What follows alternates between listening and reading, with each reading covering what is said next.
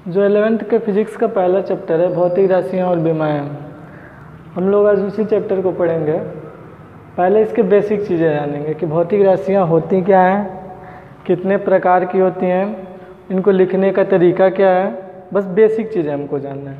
तो देखिए भौतिक राशियाँ होती क्या हैं। भौतिक राशियाँ वे राशियाँ होती हैं जिनको प्रत्यक्ष या फिर अप्रत्यक्ष, इसमें लिखा गया होगा परोक्ष और अपरोक्ष, इसका मतलब वही होता है प्रत्यक्ष अप्रत्यक्ष। इसका मतलब ये कि इसका मतलब क्या होता है इनडायरेक्ट, इनडायरेक्ट।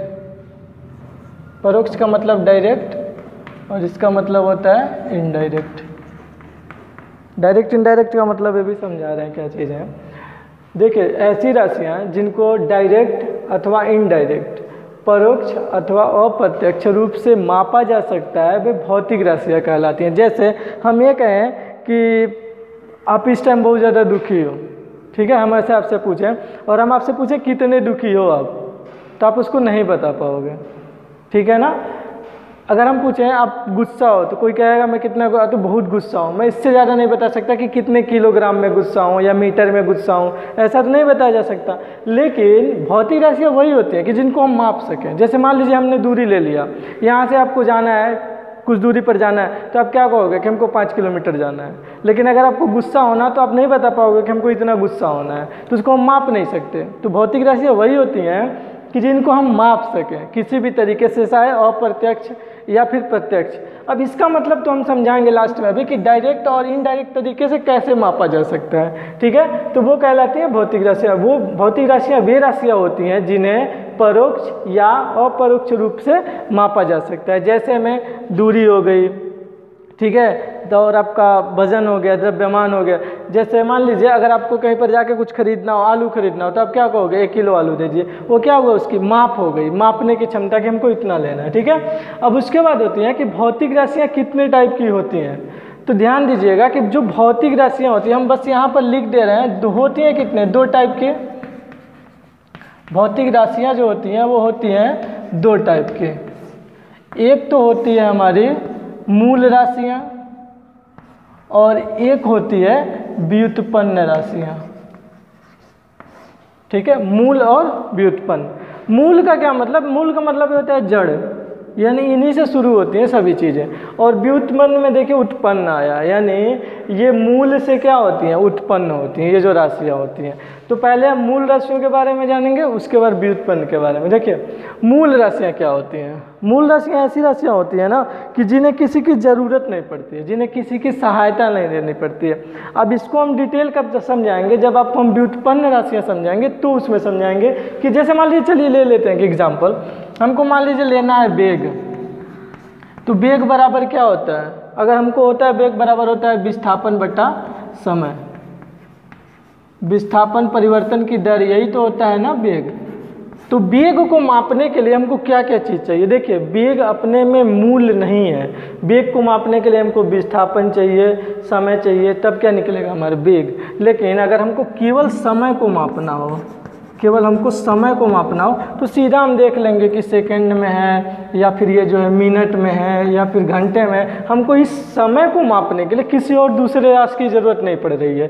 तो हम ये जो होंगी हमारी कौन सी राशियाँ होंगी, मूल राशियाँ, जिनको मापने के लिए किसी की ज़रूरत नहीं पड़ रही है। लेकिन अगर वेग को मापना हो तो हमको क्या चाहिए, विस्थापन चाहिए, समय चाहिए। एक और एग्जाम्पल ले लेते हैं, जो चाल का ले लेते हैं हम लोग।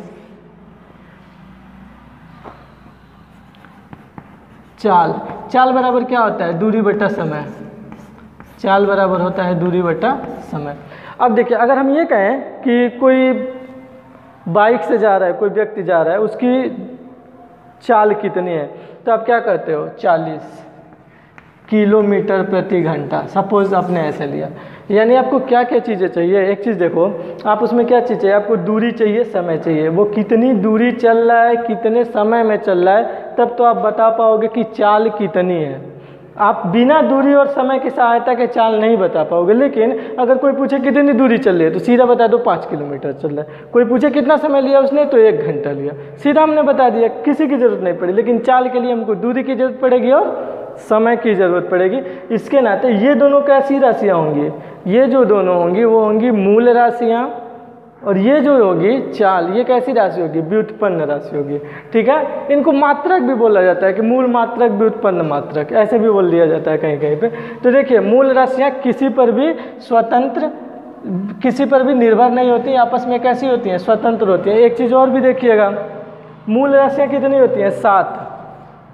ये सातों आपस में भी एक दूसरे से बिल्कुल अलग होती हैं, कोई किसी पर निर्भर नहीं करता। मतलब ये कि मान लीजिए यहाँ पर दूरी है और समय है, दोनों मूल राशि है, तो कोई दूरी पूछे तो ज़रूरी नहीं है कि हमको समय चाहिए, और समय पूछे तो दूरी की ज़रूरत नहीं पड़ेगी, यानी दोनों क्या है? अलग अलग है।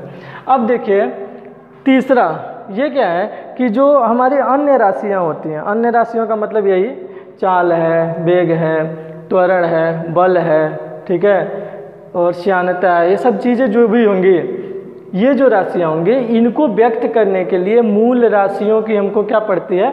आवश्यकता पड़ती है। अब बात होती है कि मूल राशियाँ होती कितनी हैं? तो मूल राशियाँ होती हैं 7, ठीक है, और मूल राशियाँ 7 होती हैं, इनके मूल मात्रक होते हैं। पहले हम इनको लिखेंगे कि सातों राशियाँ कौन सी होती हैं। तो 7 हमारी मूल राशियाँ कौन सी होती हैं? लंबाई होता है, समय, द्रव्यमान, विद्युत धारा, तापमान, ज्योति तीव्रता, पदार्थ की मात्रा। अब ये तो हो गई मूल राशियाँ, मूल राशियाँ, और इन मूल राशियों के क्या होते हैं? मूल मात्रक। मूल राशियों के क्या होते हैं? मूल मात्रक। देखिए लंबाई का जो हमारा मात्रक होता है वो क्या होता है? मीटर। समय का जो हमारा मात्रक होता है वो क्या होता है? सेकंड। द्रव्यमान का मात्रक क्या होता है? किलोग्राम। विद्युत धारा का मात्रक क्या होता है? एम्पियर। तापमान का मात्रक क्या होता है? केल्विन।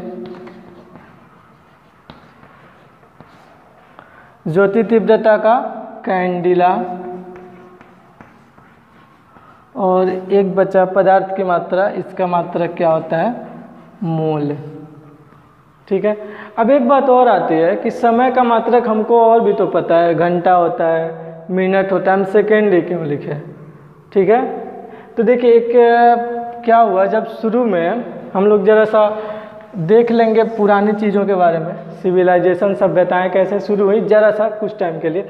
जैसे मान लीजिए जो हमारा भारत पुराना था, उस टाइम में हमारे यहाँ क्या चलता था? बहुत शुरू में पाव चलता था, ठीक है, या फिर शेर चलता था। एक शेर में 5 किलो के होता है, ठीक है, तो पहले पाव चलता था, शेर चलता था। ऐसे ही अगर हम ब्रिटिश में चले जाएँ, ब्रिटिश वाले में, ब्रिटिश का मतलब अंग्रेज़ों में, ऐसा समझो आप लोग, ठीक है। ब्रिटिश में क्या चलता था उस टाइम? पाउंड चलता था शुरुआत में, ठीक है। जो 1 पाउंड हमारा होता है ये लगभग होता है 457 ग्राम, और 1 पाव हमारा कितने का होता है? 250 ग्राम, ठीक है। तो मान लीजिए अगर उस समय जो शुरुआती हमारी कंडीशन थी, उस समय क्या हुआ, अगर हमको मान लीजिए कोई चीज़ लेके जाना है तो हम यहाँ से किस में तौल के लेके जाएंगे? 250 ग्राम पाव में। अब वहाँ जाएगा तो वो 457 पाउंड में मांगेगा।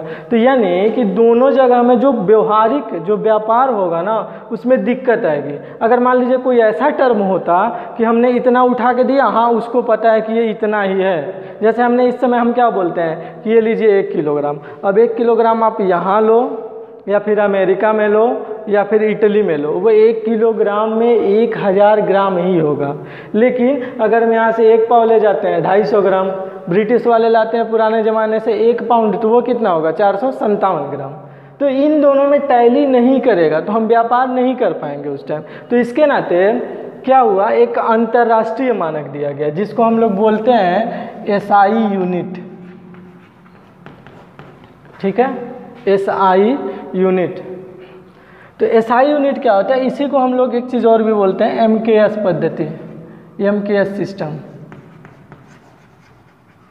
देखिए 3 प्रकार के सिस्टम होते हैं, MKS, FPS और CGS, जिसमें हम लोग पढ़ते हैं क्या है? MKS सिस्टम पढ़ते हैं। तो हम लोगों को SI यूनिट पढ़ना है, इंटरनेशनल, ठीक है ना, इंटरनेशनल जो यूनिट हो रहा है MKS यूनिट होता है।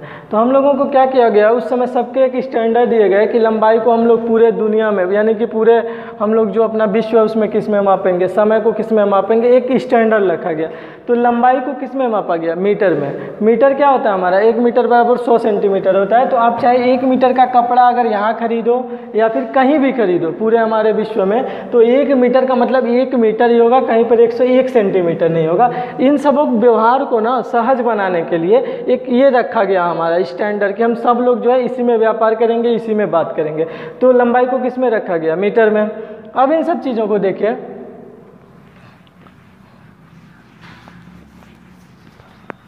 जो 3 हमारे होते थे जरा मैं शार्ट में बता दे रहा हूँ, MKS, FPS और CGS क्या चीज़ें होती है।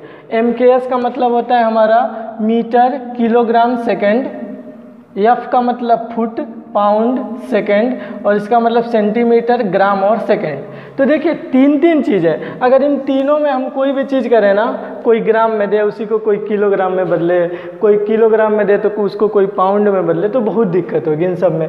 इसके लिए हमने एक यूनिट माना बस पूरे इंटरनेशनल लेवल पे, क्या माना हमने, MKS मीटर किलोग्राम सेकंड, यानी मीटर किलोग्राम सेकंड। यही पद्धति हम लेते हैं और चलाते हैं। तो अब इसको हम देखते हैं कि प्रदर्शित किससे करते हैं। देखिए लंबाई को हम मीटर से प्रदर्शित करते हैं, लंबाई का मात्रक मीटर होता है, और इसको हम प्रदर्शित किससे करते हैं, स्मॉल m से। ठीक है। समय का मूल मात्रक क्या होता है, सेकंड, इसको हम प्रदर्शित किससे करते हैं, सेकंड से, स्मॉल s से। द्रव्यमान का मात्रक क्या होता है, किलोग्राम, इसको हम प्रदर्शित करते हैं kg से, स्मॉल k स्मॉल g। विद्युत धारा का मात्रक क्या होता है, एम्पियर, इसको हम प्रदर्शित करते हैं कैपिटल A से। ठीक है। उसके बाद क्या है हमारा, तापमान का मात्रक क्या होता है, केल्विन, SI यूनिट में, और इसको हम प्रदर्शित करते हैं K से। ज्योति तीव्रता का मात्रक होता है कैंडिला, इसको हम प्रदर्शित करते हैं स्मॉल c स्मॉल d। और पदार्थ की मात्रा का मात्रक होता है मोल, इसको हम प्रदर्शित करते हैं MOL स्मॉल में, मोल। ठीक है। तो एक चीज़ और देखिए कि एक टर्म आता है कि इसको हम कैपिटल क्यों लिखा हमने, क्यों नहीं इसको भी हमने स्मॉल लग दिया। तो देखिए ये जो विद्युत धारा का मात्रक एम्पियर है और जो तापमान का मात्रक केल्विन है ना, इसको साइंटिस्टों ने खोज किया था। तो एम्पियर साइंटिस्ट हैं, उन्होंने खोज किया था एम्पियर को, और केल्विन एक साइंटिस्ट है, उन्होंने केल्विन को। तो इनके सम्मान में हम इसके जो लेटर्स है पहले इनको बड़ा लिखते हैं और उनके नाम कैसे लिख देते हैं। इसके नाते एम्पियर को, केल्विन को रिस्पेक्ट के टर्म में, आनर के लिए, सम्मान के लिए बस कैपिटल में लिख देते हैं। तो ये हो गई हमारी कौन सी, मूल राशियाँ। अब इसके अलावा भी कोई राशियाँ होती हैं। मूल राशियों के अलावा ना 2 चीज़ें और होती हैं, 2 राशियाँ और होती हैं, उसको हम लोग बोलते हैं पूरक राशियाँ।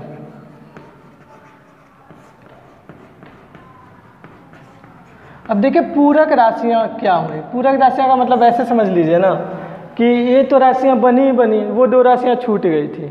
ठीक है। छूटने का मतलब है, जैसे मान लीजिए आप कॉपी लिख रहे हो और आपका पेज भर गया तो आपको दूसरी कॉपी मांगनी पड़ेगी, तो उसको हम बोलते हैं सप्लीमेंट्री, पूरक। तो ये भी यही टर्म है कि हमने इतना लिया, 7 मूल राशियाँ दिया, मूल मात्रक दिया, अब हमने देखा कि 2 और बच गया तो हमने उनको क्या बोल दिया, पूरक राशियाँ। और ये दोनों पूरक राशियाँ होती कौन सी है, एक तो होता है हमारा कोण और एक होता है हमारा घन कोण। ठीक है। जिसमें कोण का मात्रक क्या होता है, रेडियन। ठीक है। और घन कोण का मात्रक क्या होता है, स्टेरेडियन।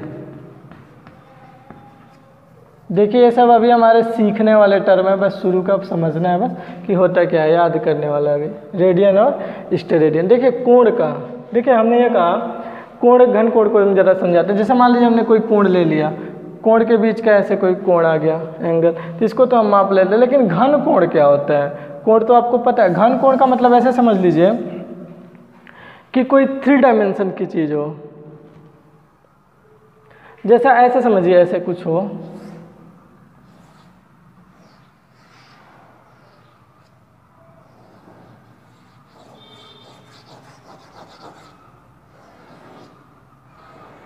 ऐसे समझिए कीप है ये, कीप। ठीक है। इसके अंदर जगह तो है ना, तो इसके अंदर जो जगह है अगर हम सामने से देखें तो इस वाले पे इसका जो शीर्ष है ये पूरा मिलके कोई कोण तो बना रहा है ना ऐसे जा करके, तो ये जो कोण होता है ना इसी को हम बोलते हैं घन कोण। ठीक है ना। और इसका मात्रक क्या होता है, स्टेरेडियन। तो ये हमारे कौन से राशियाँ हो गई, मूल राशियाँ हो गई और मूल मात्रक हो गए। अब क्या होते हैं हमारे व्युत्पन्न राशियाँ होती हैं। मूल राशियों से मूल मात्रक हो गए, मूल मात्रक से हमारे आते हैं व्युत्पन्न मात्रक।